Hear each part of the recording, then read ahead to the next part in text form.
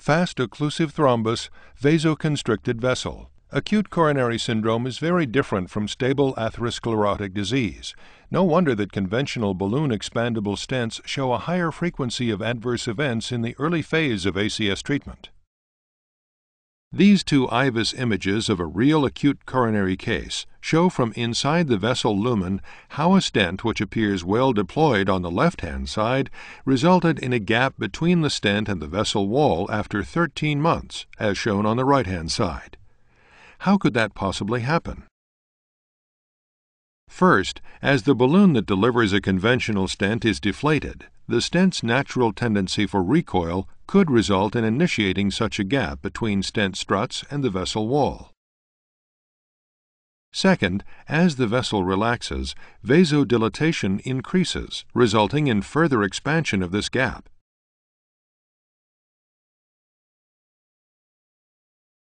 And finally, as thrombus dissolves over time, the gap between the struts and the wall becomes even larger, and hence increases the stent's malapposition. Malapposition is the primary predictor of stent thrombosis. Floating struts disturb blood flow and increase thrombotic risk.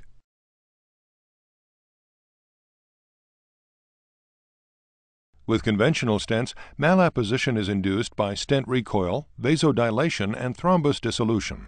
STENTYS is bringing a simple solution to the treatment of acute coronary syndrome.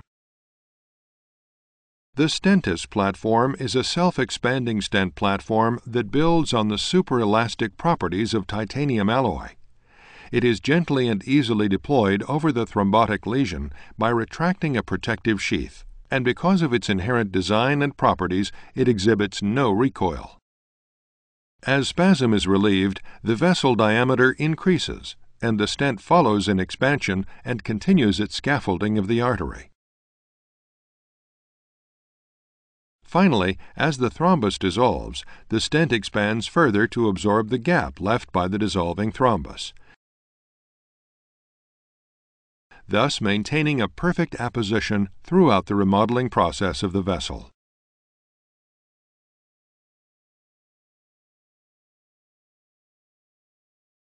If the STENTYS stent is deployed across a significant side branch, and if access or treatment of the side branch is desired, a guide wire and a balloon are advanced through the stent mesh and into the ostium of the side branch, as would be done with a conventional stent. Rather than deforming the conventional stent struts, the balloon inflation gently separates STENTYS proprietary connectors at low pressure, thanks to a combination of flexion and rotation. This allows the free mesh to cover the side branch ostium. The wide opening provides uncompromised access to the side branch for optional further treatment. The shape memory properties of nitinol make the disconnected ends return to their initial position and safely oppose to the vessel wall.